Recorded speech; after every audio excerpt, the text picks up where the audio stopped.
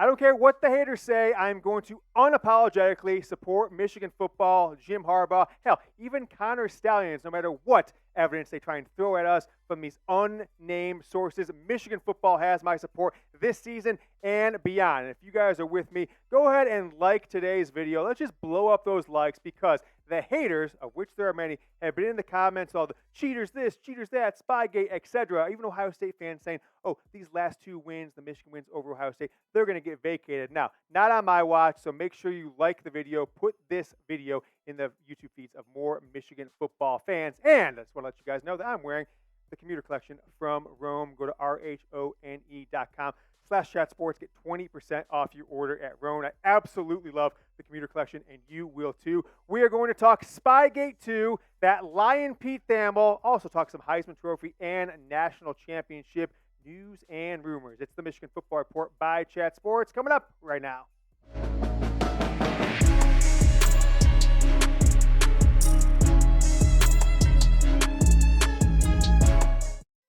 As always, I am James Yoder. I got young Harbaugh, Jack Latteray to my right. We are talking Spygate, another ESPN hit piece, dropped yesterday afternoon. So we're going to dive right into that later on in the show. Towards the end, it's maybe the most popular segment in all of YouTube. It is Yoder's Michigan Football Dogs. We're going to tell you who earned their collar after the 49-0 destruction of Michigan State on Saturday night. But the top story is the hit piece from ESPN. More allegations on Connor Stalions, a name no one had heard of prior to Friday when this hit piece dropped, that he purchased, ESPN says at least, tickets to more than 30 games at 11 schools, all in the Big Ten in the last 3 seasons, and that the NCAA and apparently Michigan will soon have surveillance video of the people who sat in those seats on little grainy iPhones filming 300 feet away all the way to across the sideline, stealing signals. They're going to help Michigan go undefeated again like they did last year and frankly should have and in 2021. The funny part about this, as he purchased tickets apparently to this past weekend's Ohio State-Penn State game, a real snooze fest, is that he did it all in his name, which I think is maybe the only concerning part of this entire thing. If you had some elaborate spy scheme going on, you at least get yourself an intermediary who can take the fall for you if something like this breaks out. So these ESPN allegations, right? It seems to me it's like the Trump thing, right, Jones? Russia, Russia, Russia. It seems like sources. They even say a Big Ten source, not a source from the Big Ten, not someone who works the Big Ten, a Big Ten source, which as far as I know just means somebody who took one class at Illinois in 1997, then dropped out. Well, they're a former Big Ten student. That qualifies as a Big Ten source. The guy who is leading the investigation, all these hit pieces for ESPN, is Pete Thamel. Take a look at this tweet from yesterday. No, it's not yesterday. This is from 3 years ago. This is intriguing here. Yahoo Sports dives into Clemson's intricate and elaborate. That kind of sounds like vast network. It kind of seems like the same language. Defensive stealing operations. It has Ohio State's attention. What are the similarities here? That was on December 30th, 2020. This one was a couple days before, actually, 2:52 p.m. on December 28th, leading up to that Clemson-Ohio State college football playoff game. Ohio State's Ryan Day hints at Clemson's defensive sign-stealing reputation when he speaks about Brent Venables' lack of knowing what play is coming next. Interesting. We're going to show you some more interesting things on this Pete Thamel. He gets caught in fake news often. He seems to just be a mouthpiece for certain organizations, and we might have evidence, ESPN might have just plugged it in the article, that they didn't even realize, that show us who the rat is. We're going to have the rat exposed in this Michigan Spygate 2 saga. Before we do want to tell you guys this outfit. Right? I got the shirt. I got the pants. It is the Commuter Collection from Rhone, RHONE.com/chatsports. Use promo code chatsports for 20% off. Men's closets were due for a radical reinvention, and Rhone stepped up to the challenge. As I mentioned, I've got the Commuter pants and the Commuter shirt, both part of the Commuter Collection, the most comfortable, breathable, and flexible set of products known to man. You never have to worry about what you wear when you have the Rhone Commuter Collection. With Rhone's wrinkle release technology, wrinkles disappear as you stretch and wear the products. It's that easy. This shirt was a ball of wrinkles before I put it on. I just put it on. My body heat just made the wrinkles disappear. I don't know what happened. It was just magic. It was amazing. And Rhone shirts don't have to be dry cleaned, so you have to cut that bill out of your monthly expenses, taking shirts to the dry cleaners. I can wear this shirt to take my son to school, here to the office, have a business meeting, film with you guys, go put together some furniture in our new office, and then go to football practice after this, my son. That's what I do. I've got a busy life. Roan helps me out. It can get me through any single thing that I have going on my day, from work straight to whatever comes next. Make sure you go into roan.com/chatsports. Use promo code chatsports to save 20% off your entire order. RAHONE.com/chatsports. Use promo code chatsports. One word. It's time to find your corner office comfort. I love Roan shirts. Take a look at the stretchability of these shirts, Jack. Pull me up on screen. I can stretch this bad boy out. I can tuck it into my pants. I can wear a sports coat over it, or roll up the sleeves, roll them down. RAHONE.com/chatsports. 20% off. So take a look at this. This is buried in the ESPN article. I tweeted this out yesterday evening. Sources confirmed to ESPN that Stalions purchased tickets on both sides of the stadium across from each bench for Ohio State's game with Penn State on Saturday. So where would they get that information, right? They don't have access to StubHub's proprietary data. StubHub's not going to break their customer data relationship, whatever it is. They're not going to give away information on behalf of Pete Thamel, on behalf of ESPN. The only way they can get this information is straight from the Ohio State Athletic Department on behalf of Ryan Day. This is 100% confirms to me that Ryan Day, those tweets we saw in 2020, okay, the tweets that we're seeing now, the stuff that we're seeing now in this ESPN article, both from Pete Thamel, it seems pretty clear to me that Thamel is an Ohio State mouthpiece. Now, I'll tell you about this much, Jack. Went to the Ohio State Notre Dame game a few weeks ago. Do you recall that?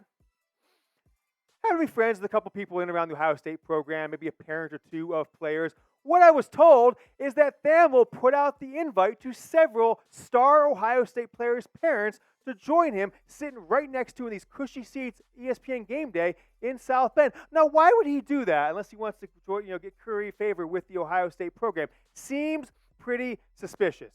So much after that same game, Ryan Day yelling at a 97-year-old man, Lou Holtz, how they're not soft, right? We coined the term Ohio Soft University in 2021. So much for not being soft. You're so afraid of getting fired, Ryan Day, that you're going to create this elaborate scheme. You're going to break the trust of your ticket holders, right? You're going to give their information away to Pete Thamel, who sat in the seats, who bought them, probably gave him Connor Stalions' credit card information. As far as I know, Thamel's probably out there going to Walmart, spending all kinds of his money, whatever it is. So much for not being soft, because this proves even more. You're so concerned about getting fired in, a month from tomorrow, right? November 25th, after you lose to Michigan for the third straight year, this time by about 40 points, that you're going to elaborate lengths to try and curry the name and sully the name of a good family man like Jim Harbaugh and a member of our military who has served this country for nearly a decade in Connor Stalions. Update, though. Right? This is a shot by me. This one kind of went mini viral, like 1,600 likes or something yesterday.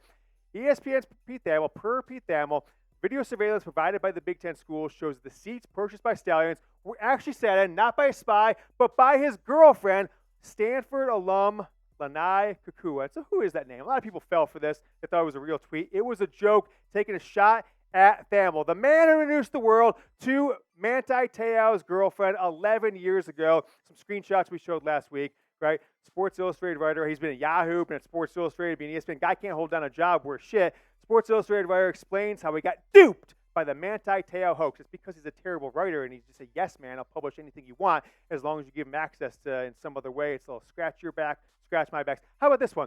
The two biggest losers of the Manti Te'o story, of which there were many, Pete Thamel and Pat Forty. So people out there who are just blindly looking at this article by Pete Thamel and saying, Michigan's guilty, Michigan cheated. Just remember all the lies you were told over the last 3 years about Corona and masks and all this BS. Same organizations, same mainstream media. They're trying to get you to believe this about Jim Harbaugh. They've proven to be fake news in the past. They're being fake news now. If you guys trust the mainstream media, go ahead and tell me yes in the comments if you're like me and think I'm not going to believe it until I have video evidence of Stalions making the purchases, sending the tickets to somebody else, that footage being used in a Michigan football practice or game day preparation. I won't trust anything I read from Pete Thamel. Give me a yes if you trust the mainstream media, or if you're like me, go down in the comments and type hell no in honor of Jack Sperry, our local resident hell no expert. Put this on Twitter also. Here is the situation summed up in my opinion. Stalions, Michigan football super fan from high school on. People are surfacing all kinds of photos of him going to games, dressing up like Jim Harbaugh at Halloween when he was in high school, all this stuff, 2014, 15, etc. In college, not high school, but summed up in like basically 3 points here. He worked for free for 6 years, flying back and forth from California from the military base he was at to impress the Michigan staff. He may have sent friends or associates to these games to try and get the hookup without anyone's knowledge. The end. Think about this quote from last week, by the way. This is worse than the Astros, worse than the Patriots. Give me a friggin' break. In my opinion, tell me if this is not likely or probable.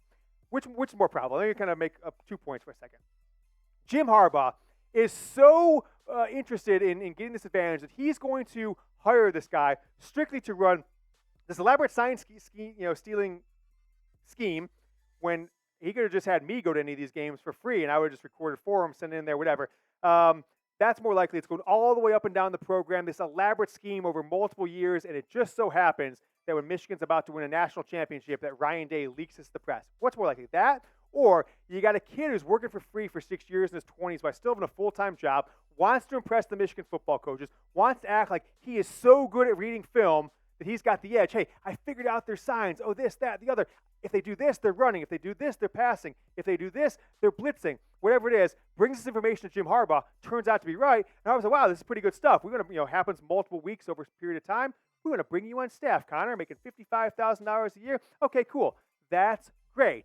Which is more likely, that Harbaugh had this elaborate scheme or that Connor Stalions found a little loophole, wanted to impress his potential boss, wanted to even get a promotion, be a real full-time staff member like he has become, and use a couple friends of his to go to games, say, film stuff for me. I got to get in the lab and figure out what they're doing. I think option B there seems a little more likely to me. But with Michigan on the minds of basically everyone in and around the sports world, especially the college football world, and people saying things are going to get vacated, Michigan's going to have sanctions, all this stuff. If you guys remember the late 80s movie Major League, right? There's only one thing left to do. Win the whole fucking thing. Speaking of winning the whole fucking thing, we got a battle there. We were challenged by our new show over this season, the Alabama Football Report, because the college football playoff rankings is a week from today, the first top 25. We got a contest starting this morning, going all the way till next Tuesday night. Who can get the most subscribers? We've had 11 today. They already put out a video. They've got a little bit of a head start. They've got 19. So if you could, make sure you subscribe to the channel. Hit that subscribe button. We will have the most in-depth and biased, very biased coverage of this Michigan football ESPN Spygate 2 scandal. Subscribe to the channel or send a text to your friends, your Michigan football group chat, whoever you talk to out about Michigan football. Tell them to subscribe to the Michigan Football Report, youtube.com/Michigan TV. Do not let Alabama beat us in this contest. As I said, there's only one thing left to do. You got to go win the whole fucking thing. Who said that? I think it was Jake Taylor who said that, and then it was Saranto who gives out the... Yeah, so that's that. Michigan's now the favorite in the national championship odds, right? So Brock Bowers goes out 4 to 6 weeks, but I think more likely it's going to be a season-ending injury. Michigan's the new betting favorite at plus 220. Ohio State down there at number 4. Penn State falls all the way out of the top 10. And as I mentioned at the beginning of the show, if you're with me on this national championship push, if you support Michigan no matter what, you want more Michigan football fans to see this video, like the video, support Michigan no matter what. Let's take a deeper dive into this team as we are now 8 of 12 regular season games in, 2/3 of the way through this football season. And Michigan's played their last game in the month of October with the bye week coming up on Saturday, followed by Purdue, Penn State, Maryland, Ohio State, and then the run to the national championship. Michigan is now the favorite, as we just showed you, to win the national championship, the betting favorite. And J.J. McCarthy, maybe not in everybody's list, but as far as the sports books go, J.J. McCarthy is the new betting favorite to win the Heisman Trophy. Here are the odds as of Sunday morning. Michael Penix, awful game, 3 first-quarter turnovers. He drops from a overwhelming favorite to now plus 300. J.J. moves up to plus 240. Simple bet on that. You put down 100, you win your 100 back, plus 240. I mean, you could have had J.J. at plus 3,000 just a month ago. Jaden Daniels, I don't know what the hype is on him, but he seems to be putting up some good numbers. Jordan Travis beat him head-to-head, so I think that might matter if it came down to it. Dylan Gabriel, he had a tough game against UCF, so he drops down from, I think he was number 3, down to number 5.